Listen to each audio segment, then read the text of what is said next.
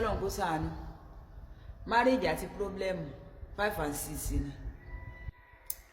abájọ tí bẹ́ẹ̀lì sọ pé ẹni tó bá bá aya rere pàdé ó bójú rí Ọlọ́run pàdé ẹni bọ́kọ rere pàdé gan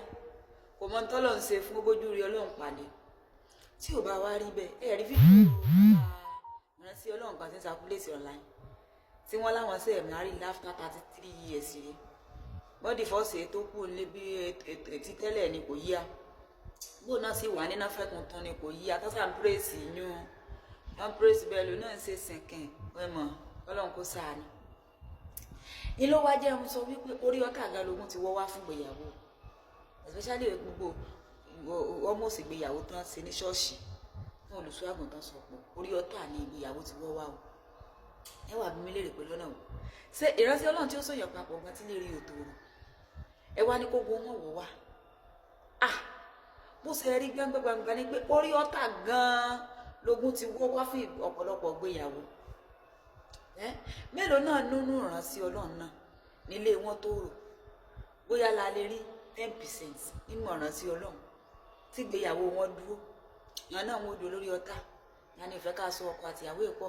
aṣọ ìpapọ̀ níwájú Ọlọ́run àtẹ̀yàn náà gan tó jẹ́ wípé wò ọ̀pọ̀lọpọ̀ ọmọ tí ìgbéyàwó jẹ́ ilé ẹlòmíì bí ṣe sọ gbùdùgbùdù níbi omi tí ń wó lórí iná wọn náà wọn tún dáwọ́lé ọkọ àtìyàwó lórí tí wọn gbàdúrà fún wọn ibẹ̀ ni ìgbéyàwó gan ti wọ́ wá bóyá ká padà sí generation engagement nìkan fún òbí gan mọ́ súre gan bóyá ọ̀pọ̀lọpọ̀ ìgbéyàwó gan ní mọ́ dàrú báyìí àbí kí ló wá dé gbogbo ẹ̀ sáà ró gbùdùgbùdù ní lókè lọ́sàn-án lọ́sì láàárín Ọlọ́run kó ṣàánú bẹ́ẹ̀ mi ṣe ronú o ọ̀pọ̀lọpọ̀ ọ̀rọ̀ sí ọlọ́ọ̀gán ọ̀dọ́ wọn gan lógún gbà wọlé sílé àmì tí òjò tòrò tí òjò ládùn tí òjò lóyin bóyá ká padà sí kíní ká mọ́ engagement nìkan ká ṣe ẹrù dá ó náà kú ní bíbélì fọwọ́ sí àwa là ń yọlé ayé ara wa lẹ́nu là ń nira wa lá tó jẹ́ pé tàbá ti kóra wa déwájú ọ̀tá báyìí àti ìṣègbéyàwó ọ̀dọ̀ ọ̀pọ̀lọpọ̀ ọ̀rọ̀ sí Ọlọ́run lógún ti wọ́ wá sínú ìgbéyàwó ẹlòmíì Ọlọ́run kó ṣàánú aládìgẹ́rì mi ò ẹ bá láìkẹ́ ẹ kọ́mẹ́ǹtì ẹ ṣí ẹ ó dàbọ̀.